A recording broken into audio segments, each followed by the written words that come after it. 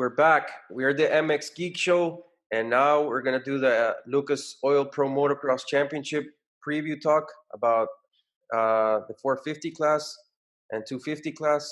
Also, our results on the MXGP that was this past weekend too in Latvia, and just talk about the results real quick there. First, we're gonna talk about finally this Saturday, August 15th, we get back to motocross, man. After, finishing the Supercross series in Salt Lake, I was already, thinking that this was going to be postponed or canceled. And I'm glad that at least they're going to do 9 rounds. So let's go ahead and talk straight about the Lucas Oil Pro Motocross. The first thing I'm going to go to is the breaking news yesterday that we got from Ken Roxon. And I want to hear your thoughts. Well, it was definitely a bummer. Well, let me say hi to everybody. I'm glad to be back. For a moment, we both thought that we were not coming back with the show just because there was no more motocross in the rest of the year. But gladly we're here, and let's talk some motocross. So about Roxon, big bummer for me. That's my guy. That is who I cheer and I root for. But I see the reasons why. I don't necessarily agree. And I'll tell you why. I know it sounds a little selfish, and I'm sure I'm going to get some heat from people that's going to watch us. Mm-hmm. But honestly, you're a dad, so you got your the birth of your children, and you did not stop working. And I'm sure there was stuff going on in your family. Problems, issues, maybe money, maybe sentimental. I don't know, stuff going on, regular life. To me, that's not a reason. Now, I understand and I see the point that you want to share the experience and stuff, but I don't think it's valid. Like, you don't stop working because it's your birthday. You don't stop working because your sister is sick or your dad is away. I don't know. So I don't think it's a valid reason. I don't like the reasons he gave, although I understand as a human why he's doing it. But it's a big bummer, man. He's the one I go for all the time. So I guess he's right. We're not in his shoes, and we have to let him choose his battles. And if he thinks and the team thinks that he's better off sitting down for a couple of months, then that's what it is. And we'll still be rooting for Kenny when he's back. Yeah, I mean, it was a bummer in the sense, to me, I like to see the best riders out there, competing. But from, the personal standpoint, Kenny, if you go back to Salt Lake, that whole series, he was on and off. Like, he, did really bad in the mud race. Like, he got lapped twice and then he won. So from that standpoint, I know he's been dealing with a lot of the, nerve situation with both of his arms after the injury. And then he has the his shingles and then his immune. And obviously now that he's going to be a father on top of that. So I think that for him, it made sense to just postpone it and focus again on Supercross and recover. But yeah, I mean, obviously I want to see him out there. He's a super talented rider, but maybe, I mean, he knew that that it was the best for him to do this. And Christian Craig is replacing him. And then you have Sexton on the team.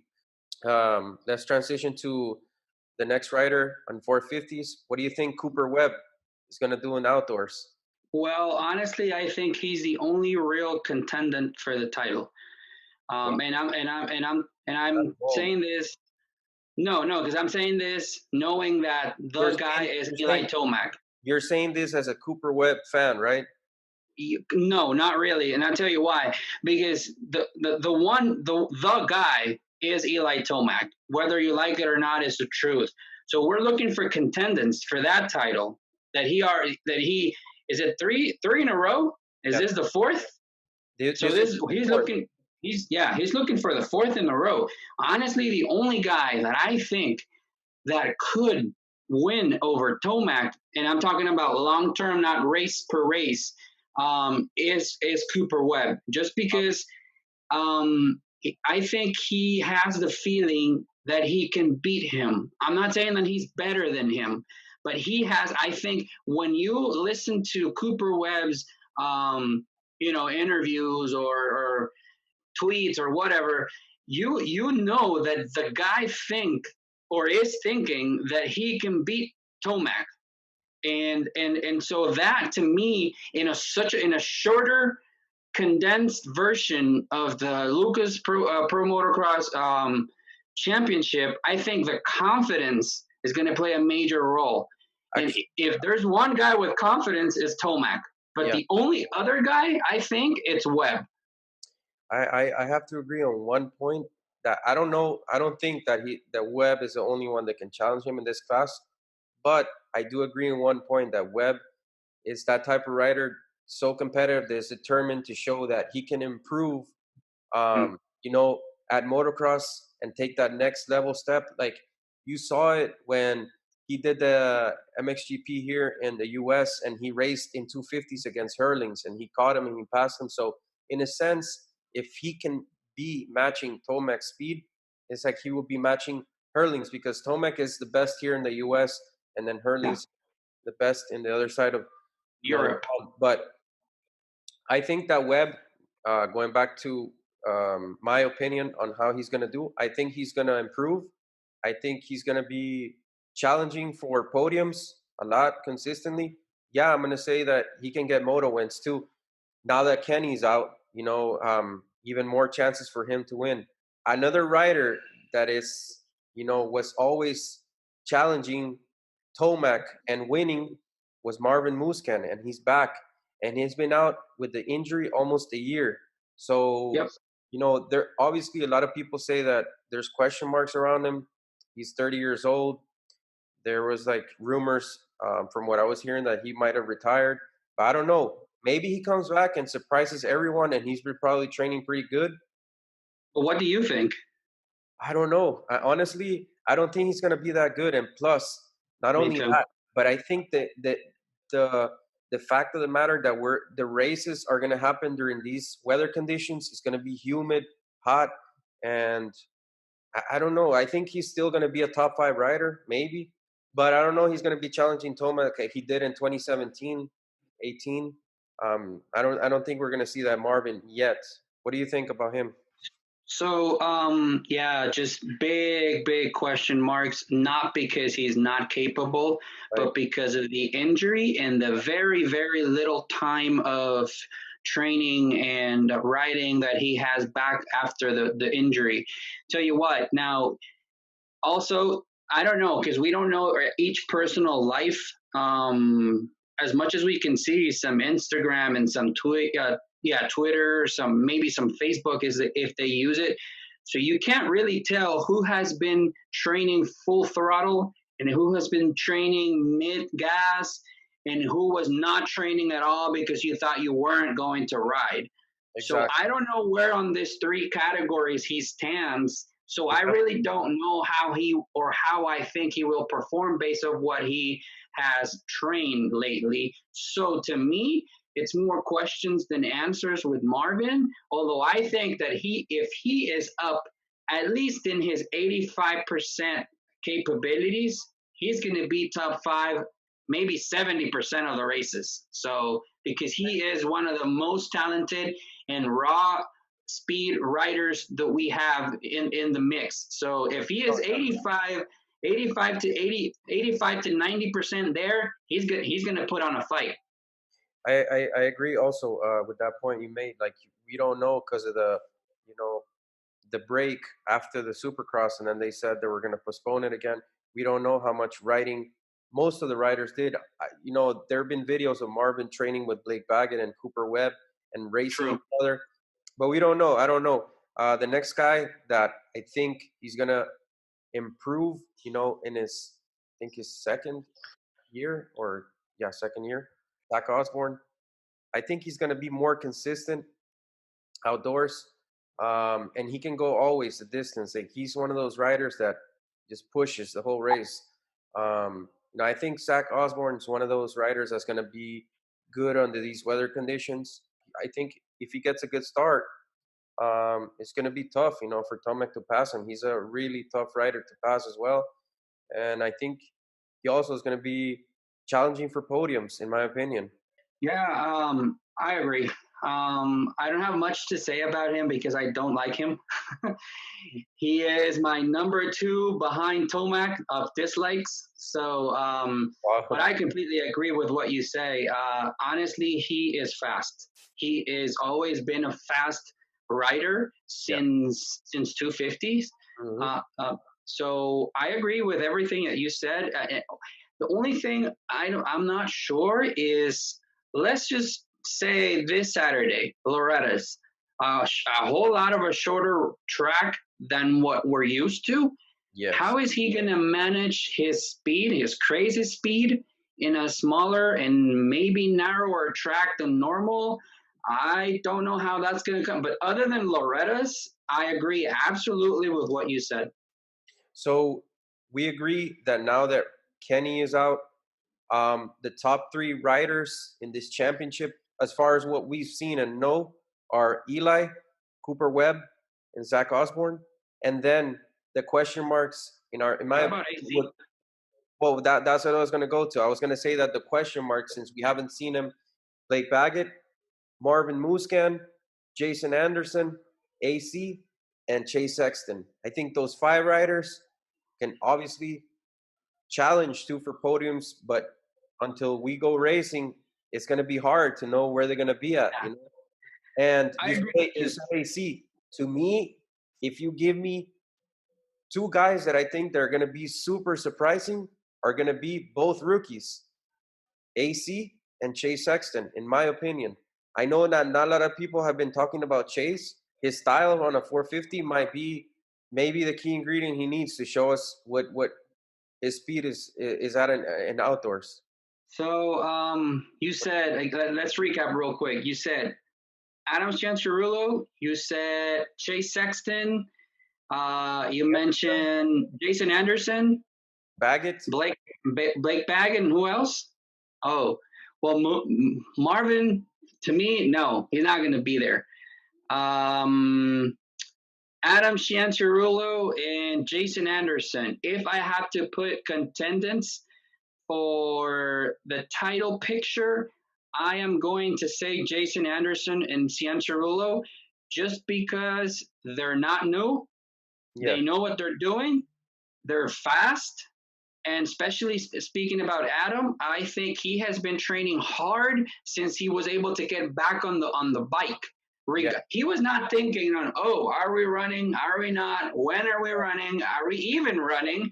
He was just Adam Cianciarulo from the start, and we know this in several different YouTube channels and interviews, and all throughout his career. We know he wakes up in the morning and starts riding like crazy until he can't no more. yeah, So I think that puts him into the mix just because he, at the same time, with all the cons that we're saying, he is Eli Tomac's partner, and he has beaten Tomac in training. So he does know what does winning to Tomac means, and that's what I think is important about him.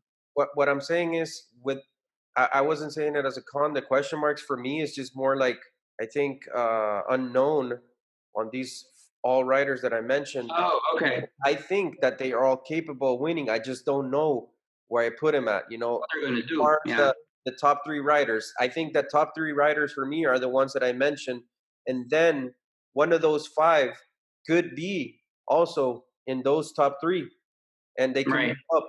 And I think that one of the riders that I see cracking that top three would be AC. And I Me say too. he's a rookie too because at the same time, this will be this first season he'll race outdoors in the 450. So True. obviously he raced Supercross, but outdoors is different than Supercross, and we'll see. But yeah, that's my take on that. We also have a new rider coming from MXGP, Max Anstey. And if you remember, he did really good in the MXGP when they did it in Matterley Basin, his home race in Great Britain. So he could be a key rider too that does good. You can throw in there too Dean Wilson. You can throw in there uh, Brock Tickle. I don't know about Christian Craig right now. I don't know. Nah. He's a good starter, but yeah, like, I have to see him go the distance on a 450. Yeah, So no, he falls through. I don't think Christian Craig is not that he's not ready to race a 450, but I don't think he's ready to compete for that title in 450. So I think Christian, if he gets good starts, he might end up in the top 10, but it's going to be a learning curve for him yeah, yeah, because there's a lot more pressure in 450s, outdoors or indoors, whatever you want to say, you're in right. 450 than versus the 250. So there's a lot more media, a lot more sponsorship pressure. There's a lot of other stuff that goes into play that has nothing to do with riding a bike. So if he was falling down, because of whatever reason, we still don't know why on race day. I don't see it happening in 450. Besides Sexton, it's Sexton and Craig. That's the team right now. Yep. So I think Honda went from I think they're going to beat Cianciarulo and Tomac to they're going to be maybe the worst team in the whole lineup. That's what I think because I think Mookie is going to do better than either one of these two guys. That's what I think. I, you know what?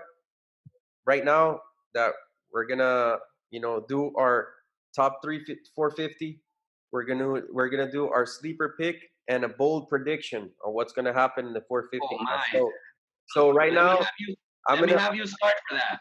I'm gonna do that. So my Okay. top three for the season. I mean, it's gonna be hard to bet against Tomac, right? But Yeah. I'm gonna say Tomac one. Mm-hmm. I'm gonna say Osborne two. Okay. Yeah, I see that And happening. number three, yeah, I'm gonna go with Cooper Webb. Okay. And then for my sleeper on the season, might be Joey Savacci, believe it or not, in a You Suzuki. do. And then for bold prediction, I'm gonna say Max Anstey is gonna get second or third in a race. I don't know when, what race, but I know he's fast and he's gonna show Yeah. that what he's capable of doing from the GPs coming back here. Right. Okay, my turn. Top three. Well, no order in particular. I think Eli Tomac, Cooper Webb, and I think Jason Anderson is going to be in the I, top three. I like that pick. I like that pick. Yeah. So my what was next? The ball prediction? Sleeper.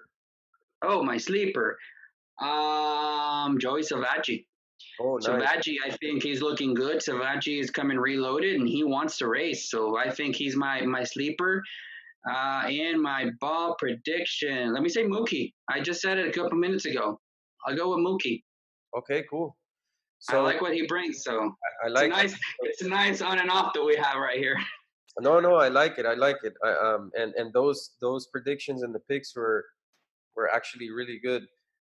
So let's move to the 250.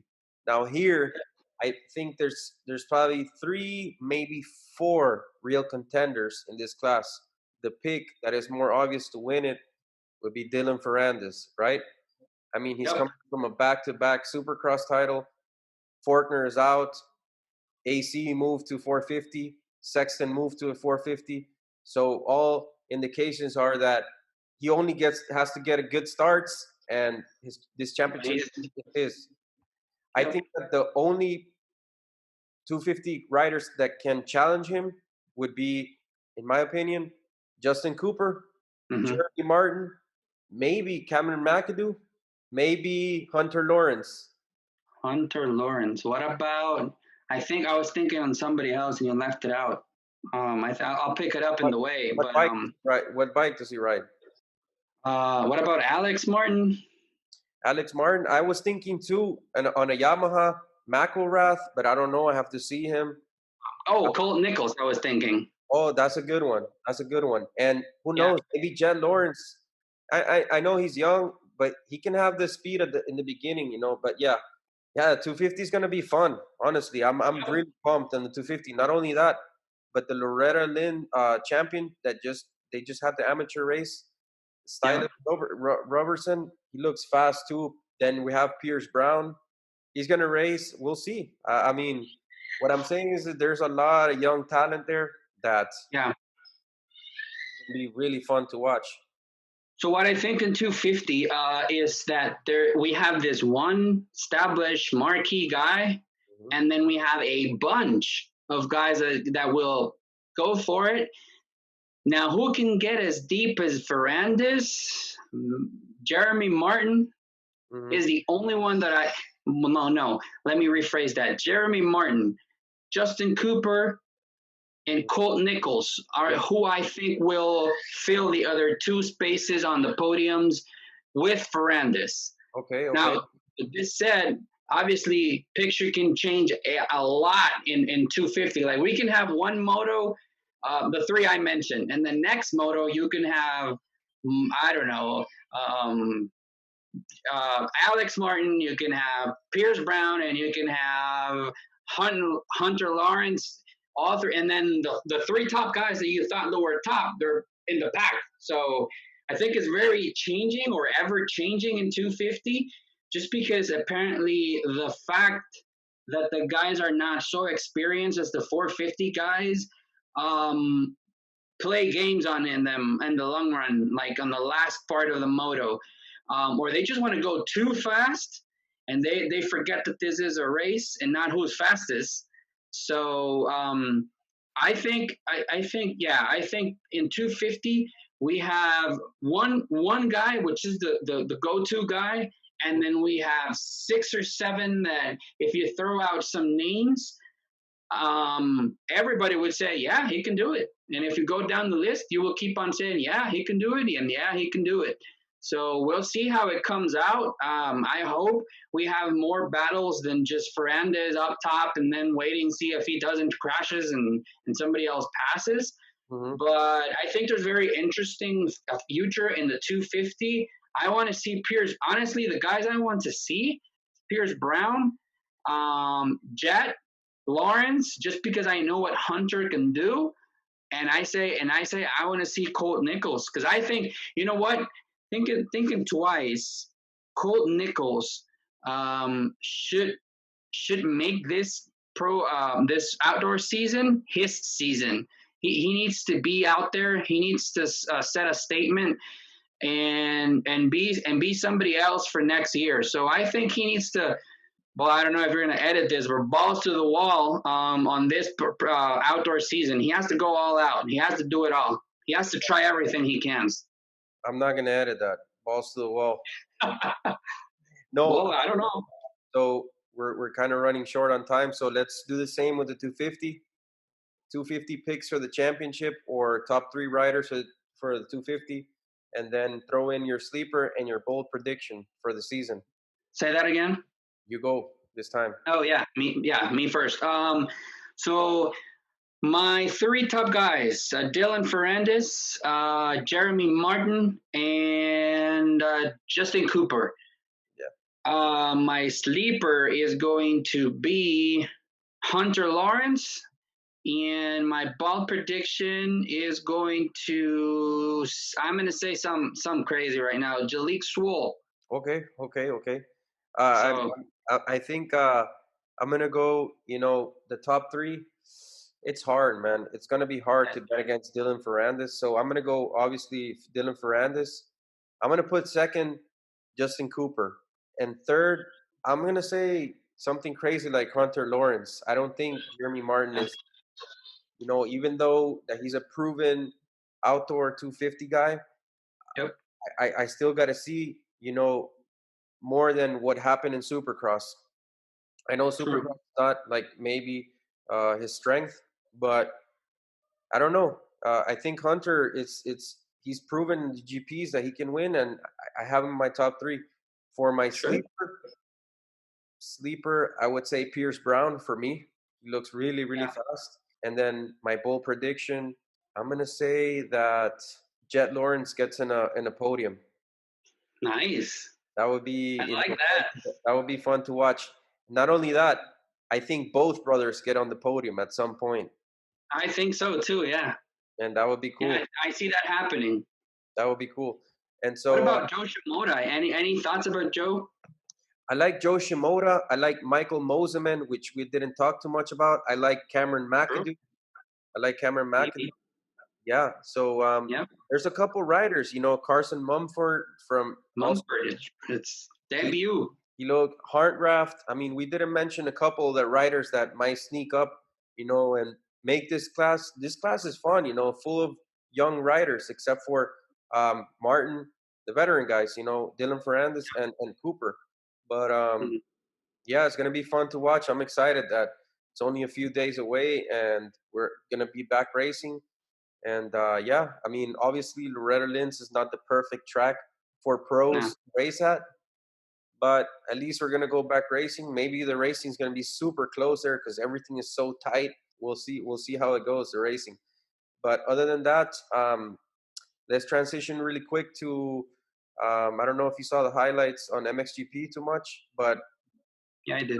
the results were in MX2, Tom Vial, the French in KTM won. Then Muzdik was second, and Mathis Barame was third.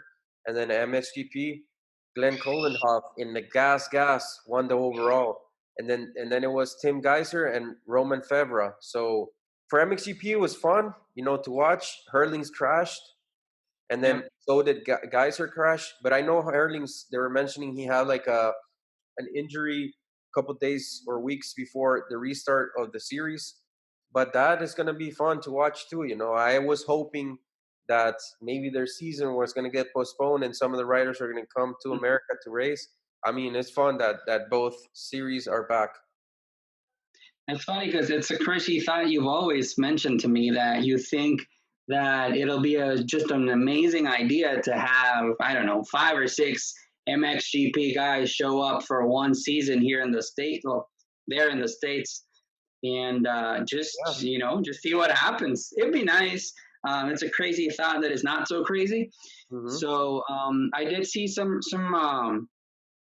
highlights. I was unable to watch the race, but it was surprising because I follow the Gas team, the YouTube channel, and I see their training and what they're doing and stuff, and I think it's a good starting point, man. If you ask me, and you're gonna start battling at least for motor wins, which is what they already did, first race of the year, and they're back on. Um, I think it's good because we've heard the rumors. What's up with Suzuki? It's Suzuki's thing. Are they leaving? Well, Gas is asking for time, so Yeah. we'll see what happens, and it's good, and hopefully this will push Suzuki to come back up as they used to be, and nothing happens. But if not, we have a team that's strong, that's pushing, that's coming hard, and it was a nice race, and too bad for Hurlings. He was doing good, and then he had this crash and stuff. But Tyga, I like Tyga, man. I like Honda, so I'm all for him, and he definitely took some points out of the points standing. Yeah, so I think there's going to be super interesting what's left. I mean, I agree. The MXGP is going to be challenging for Hurlings this year because throw in the mix Jorge Prado, which is a rookie, and he's Yeah, so he's doing good. talented. You know, Tim Geiser looks really fast still. You know, like he hasn't slowed down a bit. Roman Fevra on the new Kawasaki is looking pretty fast too. And you know, Glenn Coldenhoff in gas, like impressive, impressive. And I It's like it. fast. And it's cool that we have motocross back and to talk about this.